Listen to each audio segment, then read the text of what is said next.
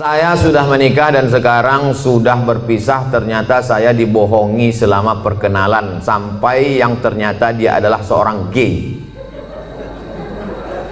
Gay itu LGBT. Gay itu kalau nampak anak gadis cuek aja dia. Tapi kalau nampak anak lajang meniti air liurnya. Itu gay.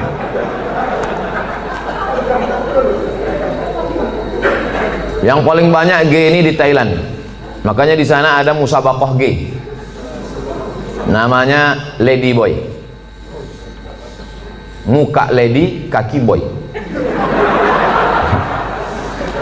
Yang paling hebat merubah buah-buah ini itu di Bangkok. Bisa dirubah orang itu jeruk itu manis luar biasa. Bisa dirubahnya apel, bisa dirubah genetika tanaman bisa mereka buat. Bisa itu limau jeruk manis itu tak berbiji dibuatnya. Tapi yang lebih hebat bisa orang pun tak berbiji dibuatnya. Itu hebat. Luar biasa mereka. Ini gini. Oke, kita lanjutkan. Hati saya hancur Pak Ustaz. Jangankan ibu, saya pun ikut merasakannya. Coba, saya ini udah sampai pada level bisa merasakan perasaan orang lain. Bagaimana perasaan seorang perempuan dianggapnya inilah akan menjadi imam dia, ternyata pas disuruh jadi imam, bang kau jadi imam, aku aja lah. Gimana perasaan dia? Dah, mohon Ustadz beri doa membuat hati saya tenang dan ikhlas atas diri saya. Adakah yang terjadi di dunia ini di luar kuasa Allah? Saya tanya sekali lagi, adakah yang terjadi di dunia ini di luar kuasa Allah?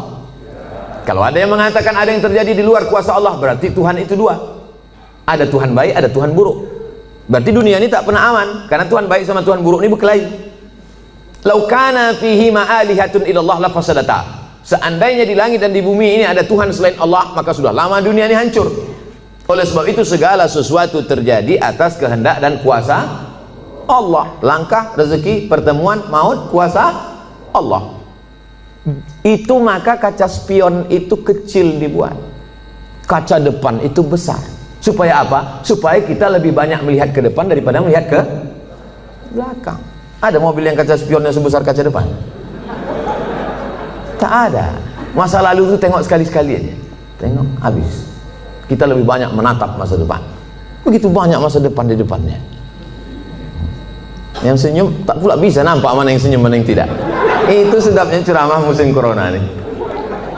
Oleh sebab itu Bapak Ibu yang dimuliakan Allah Subhanahu wa taala, yakinkan bahwa ini adalah sudah selesai, tatap masa depan, maka kita berharap, tidak ada tempat berharap kecuali kepada Allah. Kalau kita emosi, marah-marah, ngamuk-ngamuk, itu meledak-ledak. Marah itu apa definisi marah? Definisi marah itu adalah darah dalam jantung yang mendidih, menggelegak ke atas, mengamuk, mata memerah, bawaan emosi. Tapi kalau dia ditahan, kita tidak marah, muncul sedih. Kalau diluapkan, marah. Kalau tak dilepaskan, sedih. Maka tidak ada yang bisa menghilangkan marah dan sedih kecuali ridha menerima takdir ketetapan Allah Subhanahu wa taala. Itu bagian dari takdir Allah. Karena ibu kan sudah usaha dulu, sudah kenal dengan baik, ditengok badannya gagah berotot, kumis melintang. Kan belakangan baru tahu dia melambai. Artinya sudah usaha. Oleh sebab itu ini sudah di luar dari kemampuan kita sebagai manusia.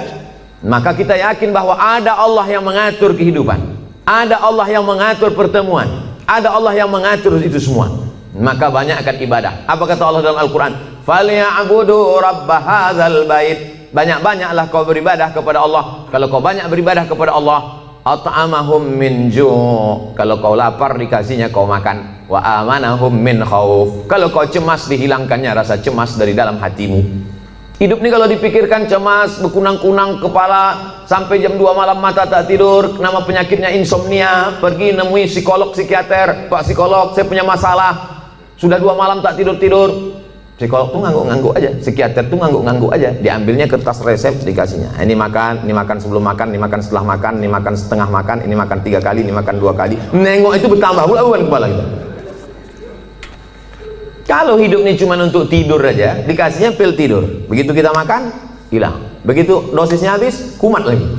Tidak ada cara kecuali banyak beribadah kepada Allah. Idza sa'alta fas'alillah, minta tolong kepada Allah. Tapi ke Makkah nggak bisa Pak Ustaz. Saya mau berdoa di samping Ka'bah nggak bisa Pak Ustaz. Aqrabu ma yakunul 'abdu min rabbih wa huwa sajid. Orang paling dekat dengan Allah ketika sedang bersujud. Allahu Akbar. Saat sujud itulah mengadu kepada Allah. Jangan adu ke kawan. Ngadu ke kawan habis ditumpahkan, besok jadi lawan dibukakannya di medsos. Selesai, tamat riwayat. Mengadu kepada Allah Subhanahu wa taala, meneteskan air mata. Tak ada tempatku mengadu kecuali Engkau ya Allah, tak ada tempatku minta kecuali Engkau ya Allah. Tolong aku ya Allah, hasbunallah wa ni'mal wakil, ni'mal maula wa ni'man nasir. Sulitkah bagi Allah mengatur kehidupan kita? Innama amruhu iza arada syai'an ayakula lahu kun. Mudah bagi Allah. Lalu kenapa dibuatnya hidup kita ini sulit? Dia ingin melihat kita merintih di tengah malam bermunajat melelehkan air mata. Itu yang diinginkan Allah dari hambanya yang dia sukai. Oleh sebab itu, tanamkan dalam diri kita, aku dicintai Allah, aku disayangi Allah, aku disukai Allah. Allah menyelesaikan setiap perkaraku, Allah memperhatikan aku, Allah melihat aku, Allah mengatur kehidupanku.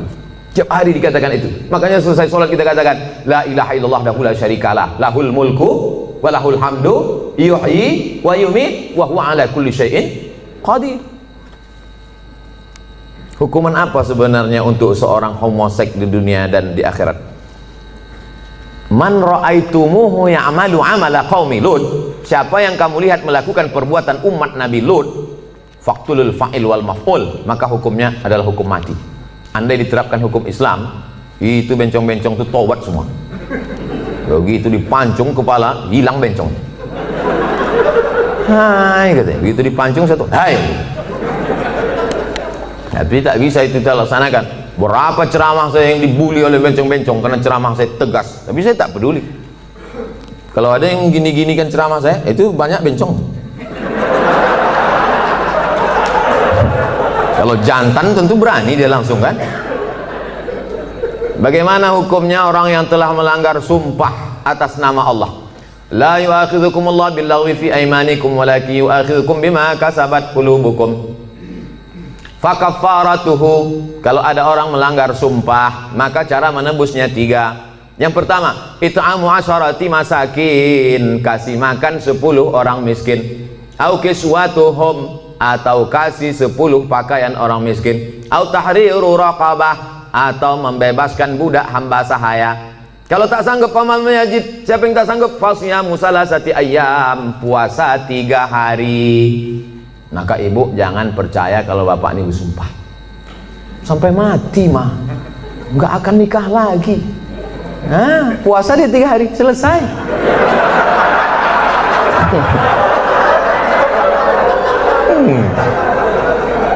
Jadi saya ketemu sama bapak-bapak, bapak-bapak, Ustadz, aku dulu Pak Ustadz sudah bersumpah aku sama biniku, aku tak akan, walaupun kau mati meninggal dunia, aku tak akan nikah lagi sampai mati kan.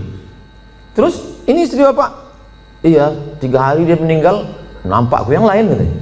Tapi bapak udah bersumpah puasa aku 3 hari gitu. Hati-hati, mohon maaf Pak, aku bukakan pula ceritanya.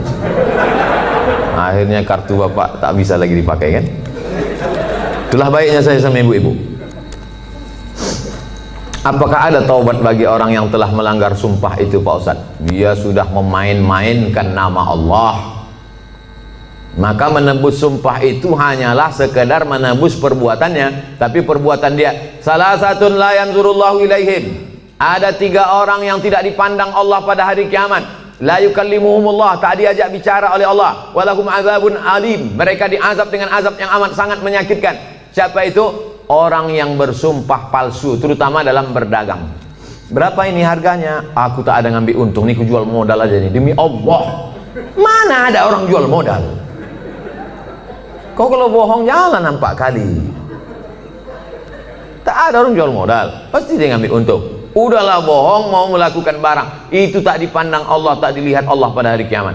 Apalagi yang bersumpah-sumpah itu pakai Quran pula tuh di atas. Saya bersumpah akan menjadi PNS, bersedia ditempatkan di seluruh Indonesia dari Sabang sampai Papua, bersedia 3 hari tempat sana, balik ngurus surat pindah. La ilaha illallah. Mudah-mudahan yang sudah bersumpah nih taubatnya diterima Allah SWT. Banyak juga.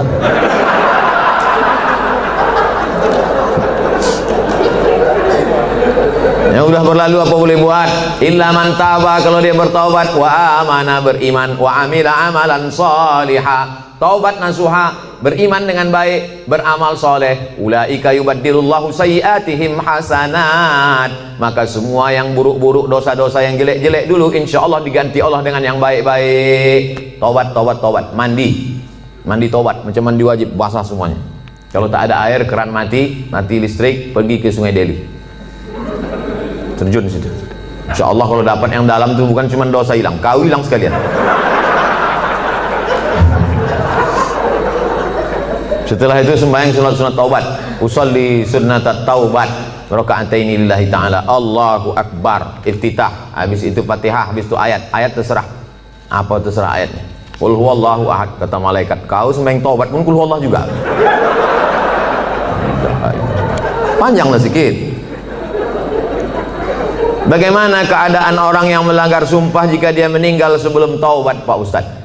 Orang yang mati berdosa, dalam keadaan membawa dosa, mati dia, maka dia masuk neraka dulu, singgah, dicuci, diobok-obok dulu neraka. Panas neraka itu Pak Ustadz, diletakkan batu kerikilnya di tapak kaki, mendidih otak di kepala. Berapa derajat tuh Pak Ustadz? Udah begitu panasnya kau tanya lu lagi derajat? Ya belum ka'baihi, sampai ke mata kaki, yaghli bihadimauhu, hadis riwayat Bukhari, mendidih otak di kepala. Makanya selalu doa kita, Rabbana atina fid dunya hasanah wa fil akhirati hasanah wa qina azabannar. Insya Allah semua yang hadir ini masuk surga, tak singgah di neraka. Bagaimana pandangan Ustadz ketika seorang pemimpin bertutur kata tak santun, tak bertata krama kepada bawahannya, padahal hakikatnya seorang pemimpin itu harusnya bisa menjadi panutan bagi orang yang dipimpinnya. Kalau kita tak suka, saya kebetulan tidak pimpinan, tapi dulu pernah juga jadi dosen. Satu semester itu kadang 10 kelas, satu kelas itu isinya 30 orang, jadi saya memimpin 300 orang. Jadi saya sampaikan di pertemuan pertama, adik-adik mahasiswa sekalian, saya ini orangnya tak suka marah-marah, ngamuk-ngamuk, caci maki, sumpah serapah. Saya punya aturan-aturan, nilai saya ambil 40% dari mid semester, 40% dari UAS, ujian akhir semester. Ini saya bagi ada 13 makalah. Pertemuan pertama tatap muka, perkenalan, orientasi. Pertemuan nanti berikutnya adalah presentasi makalah. Kalau kalian sedang tidak mood, sedang malas, jangan datang ke kampus, karena aku tak bisa menengok kalian main-main di dalam, main HP. Nah, saya kasih tahu, kalau kalian tak siap makalah, jangan kalian datang. Kalian buat izin, kalian bisa telepon saya, bisa kirim WhatsApp saya. Nah, kita kasih tahu dari awal. Kita yang paling tahu tentang diri kita, apa yang membuat kita marah. Kalau kita pula mau mengasih tahu dia, kasih tahu dengan baik. Jangan kita marah kepada ini, kita lampiaskan ke sini. Qaulun ma'rufun, ucapan yang baik, wa maghfiratun, pemberian maaf, khairun, lebih baik. Pimpinan juga tak bisa marah-marah. Apa titel Bapak tuh? Mudah marah. Nah, oleh sebab itu maka, tapi pemimpin tak boleh pula tak marah. Karena kalau pemimpin tak ada marah, makanya ada punishment, ada hukuman, ada SP1, ada SP2, ada SP3. Mesti ada ketegasan, mesti ada disiplin. Saya tak suka juga setelah pengajian ini, terserah kalian lah, mau kerja tak, udah aku kuserahkan semua pada Allah. Tak betul ya. Jadi sebetulnya Islam itu meletakkan sesuatu pada tempatnya. Jadi jangan bayangkan Nabi itu tak pernah marah. Nabi pernah marah, naik dia ke atas mimbar, merah wajahnya, merah matanya, marah dia. Jadi Nabi itu menempatkan sesuatu pada tempatnya. Salam dia, assalamualaikum warahmatullah, ditengoknya banyak yang tak sholat berjamaah, marah Nabi. La uharriqanna alaihim buyutahum, ku bakar rumah mereka yang tak sholat ke masjid, kata Nabi. Marah. Mana mungkin bakar gitu ucapannya tak marah. Siapa yang tak ke masjid ku bakar. Marah. Cuman marah pada tempatnya. Ini banyak orang sekarang kan tak menempatkan sesuatu pada tempatnya. Orang yang menempatkan sesuatu pada tempatnya namanya adil. Lawan dari adil zalim. Jadi kalau kita marah-marah aja sama orang, itu zalim. Bermasalah di rumah, marah ke security, itu zalim. Apa pula aku yang salah kata security? Awas kau kutuntut di akhirat nanti. Apakah benar apabila suami memakan penghasilan istri hukumnya haram? Bapak punya gaji, ibu punya gaji. Ibu punya gaji, bapak punya gaji. Sama-sama punya gaji. Bedanya apa? Dalam gaji bapak ada hak ibu, namanya nafkah. Dalam gaji ibu tak ada hak bapak. Setuju? Kuat mereka. Dalam gaji bapak, sama-sama bergaji 5 juta. Bapak 5 juta, ibu 5 juta. Dalam gaji bapak itu ada hak ibu, 5 hak ibu. Pertama makan, kedua pakaian, ketiga tempat tinggal, keempat pendidikan, 5 perhatian. Hak ibu, kewajiban bapak. Tapi ibu bisa bekerja karena izin bapak. Izinnya pun bukan karena keterpaksaan. Bang, aku kerja ya, kalau tidak awas bang. Tidak bisa juga.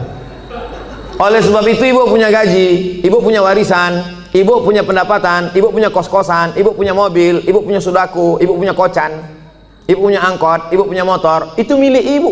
Kalau ibu meninggal 50% untuk bapak. Kalau ada anak 25%. Artinya ibu punya harta.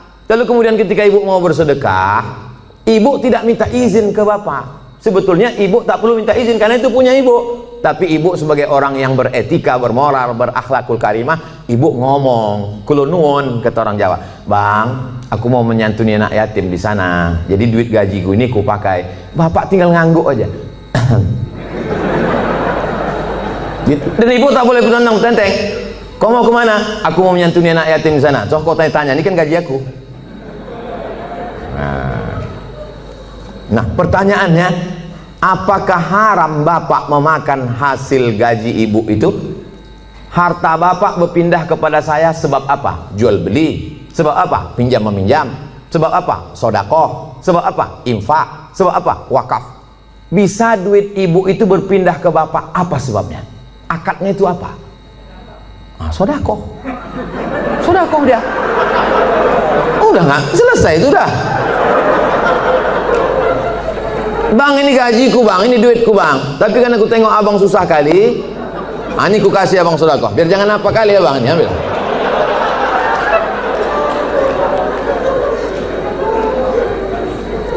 Assalamualaikum Ustaz. Semoga Ustaz sehat-sehat. Amin. Mau tanya Ustaz, apa hukumnya orang tua yang tidak mengakikahkan anaknya? Apakah masih bisa apa hukumnya orang tua tak mengakikahkan anaknya? Kullu mauludin, setiap anak yang lahir rohinatun, tergadai. Jadi kalau mobil kita tergadai, STNK BPKB kita gadaikan, setelah ada duit kita tebus. Maka anak kita ini tergadai. Bagaimana cara menebusnya? Tulbahu anhu yawma sabi'ihi, sembelihkan kambing hari ke-7. Yuhlaku, cukurkan rambutnya. Wa yusama, kasih nama yang baik-baik. Siapa nama anak kau? Alan Nuari. Kenapa itu kau kasih? Lahir di jalan bulan Januari.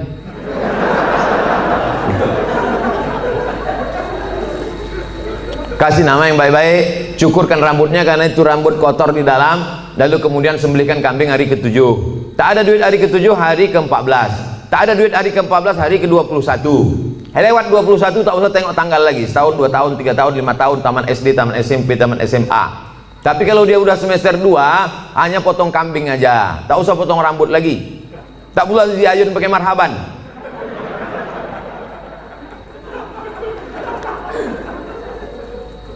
Apakah masih bisa diakikahkan setelah anak itu sudah besar Pak Ustadz? Jangankan anak itu, bapak ibu balik ke rumah nanti tanya emak sama ayah, ada tak diakikahkan? Kalau tak ada diakikahkannya, besok pagi beli kambing, boleh akikah. Akikah saja, yang pula cukur rambut, begundul semua pegawai besok. Saya tulis dalam buku saya 37 masalah populer, di situ ada pembahasan akikah setelah dewasa. Tapi yang hamil sekarang punya anak, nanti hari ke-7 potongkan, bagus. Bolehkah zakat harta dan sedekah diberikan kepada adik kandung yang beda ibu status adik saya? Tidak boleh memberikan zakat kepada orang yang wajib dinafkahi. Bapak, Mama, ini 5 juta zakat abang sekaligus belanja kita bulan ini. Bapak wajib menafkahi ibu, maka bapak tak boleh berzakat kepada ibu, tapi ibu boleh berzakat ke bapak. Itu bedanya. Ibu boleh berzakat. Bang, ku tengok abang udah agak-agak fakir miskin nih bang. Nah, jadi bang itu zakat. Tengok susah kali kau bang. Nah, ini pakai lain. Ini gaji ku bulan ini. Ibu bergaji sebulan 10 juta. 1 juta 25.000, 2,5%. Jadi kalau 10 juta 250.000. Nah, ini zakatku bang 250. Yang 750 ini sedekah. Adapun infak nanti ku tengok prestasi abang.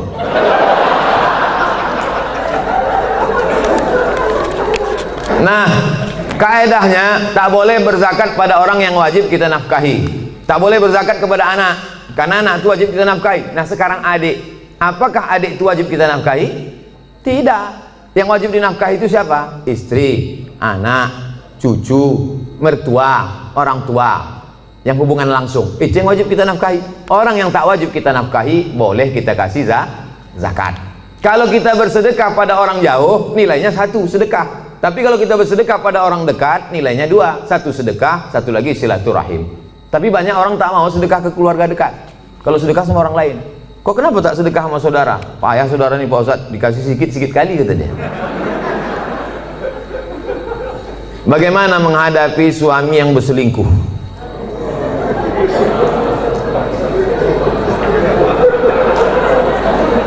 Udahlah dikasih zakat, berselingkuh pula. Ilaha illallah. Parah kali orang Medan ya. Ibu punya wali 6 orang. Jadi bukan ibu memanggil bapak itu dengan membawa centong, sini bang, bukan gitu. Ibu punya wali 6 orang. Pertama ayah, yang kedua atuk opung, yang kedua abang ayah, yang ketiga adik ayah, yang keempat abang. Yang pertama ayah, yang kedua datuk opung, yang ketiga abang, yang keempat adik laki-laki, yang kelima abang ayah, yang keenam adik ayah. 6 wali ibu itulah yang menyelesaikan ini. Maka dipanggilnya lah, setan, sini kau sebentar. Orang berselingkuh itu mesti gitu manggilnya. Tak pula kita panggil kepada menantu kami silakan datang. Mana ya tengkuk dia. Kalau ada yang polisi, tentara situ, cabutkan pistol, letakkan di atas meja tuh, pang, letakkan, biar tahu dia. Walaupun tak ada pelornya. Ku dengar kau udah selingkuh. Kemarin tertangkap screenshot SMS. Ini dia kan, ini foto perempuan tu kan. Kau jangan macam-macam. Kau berhenti selingkuh. Kalau kau tak berhenti, jadi kasih dia mop, di mop dia sikit. Habis itu berhenti. Iya pak, aku stop nih. Ada berhenti dia. Tinggal lagi ibu. Mau ibu menerima barang second nih? Kalau ibu, kata ibu, Pak Ustadz, aku ikhlas menerima dia Pak Ustadz. Tak bisa aku berpindah ke lain hati Pak Ustadz. Terimalah dia. Tapi jangan sampai mulut ibu berkata bisa, tapi hati ibu tidak. Itu bahaya. Lain di mulut, lain di hati. Ada lagunya itu. Kalau ibu berkata bisa, katakanlah bisa. Tapi kalau katakan tidak, katakan tidak. Karena banyak perempuan berkata mulutnya bisa, tapi pas begitu jalan bersama terbayang dia selingkuhan siapa sih. Itu menjadi masalah. Hidup ini singkat bu. Hidup ini singkat. Jangan sampai gara-gara ini terpengaruh kepada sholat ibu, ibadah ibu, kerja ibu. Oleh sebab itu pikirkan baik-baik. Kalau bisa, bisa. Ambil waktu agak seminggu, 2 minggu, 3 kali Jumat. Aku berpikir dulu. Gimana? Selesai. Apa pendapat pandangan Ustadz terhadap pandemik COVID-19 yang sekarang terjadi dan bagaimana menyikapinya? Itulah yang kuceramahkan sejam tadi.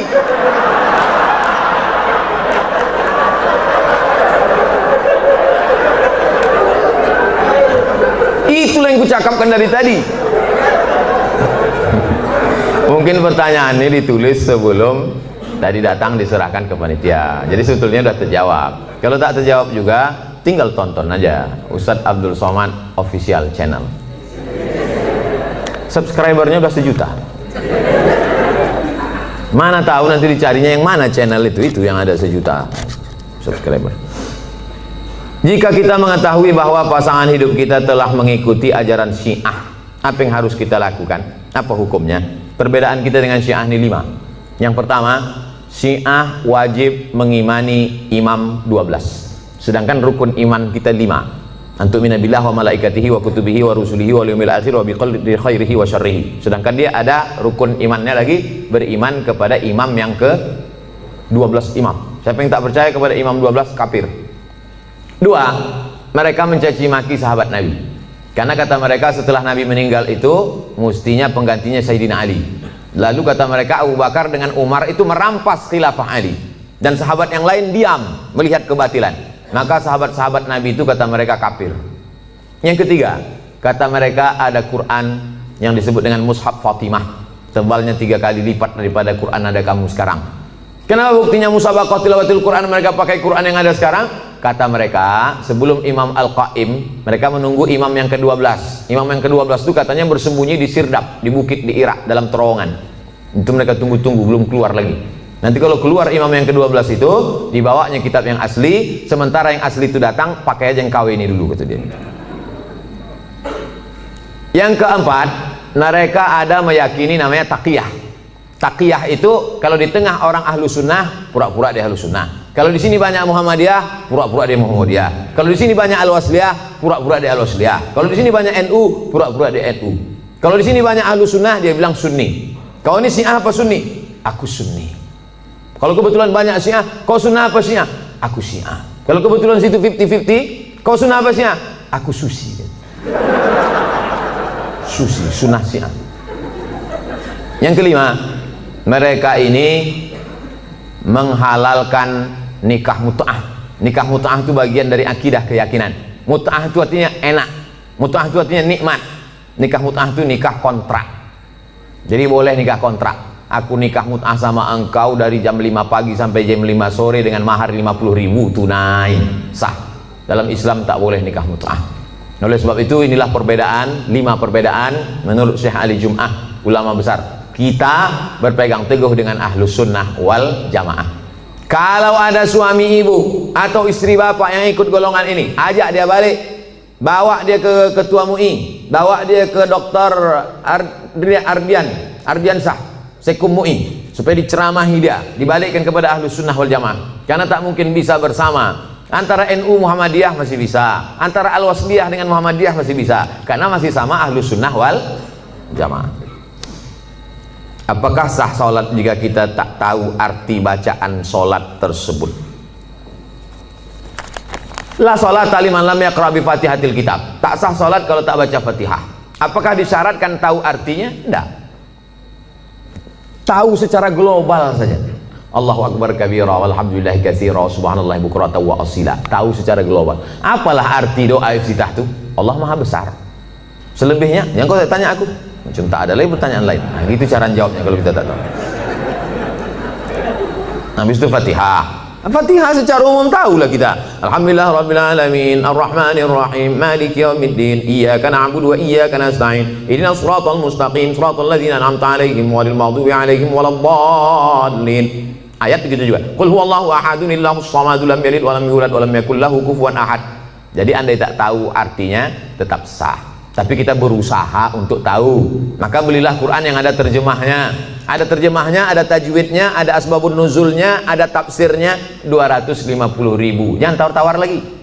Harga sepatu 500. Sepatu yang menjaga tapak kaki dari tai ayam 500 harganya. Quran yang menjaga diri dari api neraka. Quran waktu akad nikah dulu diletakkan di ruang tamu dalam peti kaca. Setiap tamu datang ke situ macam nengok kucing.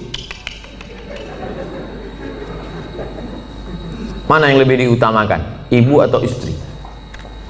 Ibu-ibu mesti berkata, aku milik suamiku, suamiku milik ibunya. Banyak yang mengangguk. Yang tak mengangguk ragu dia. Aku milik suamiku, suamiku ini milik emaknya. Ibu kenal bapak ini kan setelah dia kerja, setelah dia 22 tahun, setelah dia tamat, setelah dia kuliah, setelah dia punya duit. Dulu waktu tapak kakinya 2 jari, panjangnya sejengkal, kenal ibu sama dia? Mana kenal? Oleh sebab itu muliakan dia dengan memuliakan ibunya. Bapak juga begitu. Bapak muliakan ibu bapak di depan istri bapak. Kehormatan, kemuliaan. Adinda, ini emakku. Tak ada mantan emak, mantan bini ada. Oleh sebab itu maka ini tak bisa dibenturkan, jangan dilagakan ini antara emak dengan ibu ini. Oleh sebab itu maka ini masa lalu, yang ini masa depan. Maka insya Allah bapak ibu bisa menjaga. Waktu kemudian kita menyampaikan nanti waktu bapak punya anak perempuan, bapak sampaikan itu, hai anakku, kau perempuan, kau punya laki, kau punya suami, suamimu itu punya emak. 3 kali nak Nabi menyuruh berbakti kepada dia. Jangan sampai mak tua umur 80 tahun datang ke rumah, nak mintalah duit kau 50.000, mak belum makan lagi. Apa kata si abang tuh? Sebentar ya mak, aku tanya biniku dulu. Kalau ada bapak yang begini, insya Allah selamat dari azab kubur. Saking kan menderitanya udah di dunia. Nah, oleh sebab itu maka jangan benturkan antara dua ini. Karena dua ini perempuan-perempuan yang luar biasa. Emak bapak dicium tapak kakinya masuk surga, istri bapak, anak-anak bapak masuk surga karena dia. Maka mereka adalah perempuan-perempuan yang luar biasa insya Allah. Apa hukumnya debitur yang mau hijrah tapi masih memiliki kewajiban di bank dan hanya mau membayar tunggangan pokoknya saja, tunggakan pokoknya saja, tapi tak mau membayar tunggakan bunganya, laporkan dia ke polisi. Kau dulu waktu minjam duit ini tak tahu kau neraka, sekarang giliran bayar baru kau bawa neraka. Ini kan negara hukum. Jadi bapak-bapak kan negara hukum. Kan dulu kan ada tanda tangan materi 6.000, saya akan bayar pada tanggal sekian, kalau tidak barang akan disita, kalau tidak. Nah itu. Jadi tak bisa dia berkata saya tak mau bayar bunga, bunga ini haram. Jadi dulu yang nanda tangan ini siapa? Hantu. Jadi saya kasih tahu sama yang mau hijrah-hijrah, kalau kau mau hijrah, kau bom. Kalau kau takut ini riba, ada aset yang bisa dijual, ada kos-kosan, ada tanah, jual, bom kan ke sini, bam, selesai tutup, baru hijrah. Begitu caranya. Tak ada yang bisa kubom Pak Ustaz. Kalau kubom ini meledak semuanya, Hiroshima Nagasaki ini Pak Ustaz. Kau bayar aja cicilannya sampai lunas, bayar sampai selesai. Begitu, karena kita tinggal di negara kesatuan Republik Indonesia yang dipakai adalah hukum konvensional. Oleh sebab itu maka sesuai dengan perjanjian, bayar selesaikan. Kalau bisa dibom, bom. Kalau tak bisa, lunasi cicilan sampai habis. Pak Ustadz, bagaimana caranya supaya saya bisa ikhlas dan sabar karena ditinggal anak meninggal saat usia 4 tahun dan sudah hampir 4 tahun dia pergi, tapi sampai saat ini perasaan saya masih sedih dan selalu merindukannya. Apa saya kurang ikhlas? Nabi punya anak namanya Ibrahim, meninggal umur 18 bulan, menetes air mata Nabi, menangis Nabi. Makamnya di Ma'la, samping makam Nabi, arah ke kiblat, samping Masjid Nabawi sebelah kiri. Amatardo ya Rasulullah, apakah kau tak ridho anakmu meninggal ya Rasulullah? Kata Nabi, aku ridho. Kalau kau ridho, kenapa kau menangis? Air mata kasih sayang. Makanya kalau sekedar menangis, jangan larang. Kalau ada ibu-ibu menangis, kata Nabi, da'hunna, biarkan mereka Umar, biarkan mereka menangis. Yang tak boleh itu meratap. Meratap itu, oh Allah, nggak bisa boleh. Selama lidah tak bergerak, selama tangan tak bergerak, hanya tetesan air mata boleh. Tapi kalau sudah mulut bergerak, mengapalah anakku, kenapa tak anak dia? Lalu kemudian, laisa minna man darabal khudud wa syaqqal juyub. Bukan umat Muhammad SAW siapa yang memukul-mukul pipi, menarik-narik rambut. Itu tak boleh. Tahan tangan, tahan lidah. Ini yang pertama.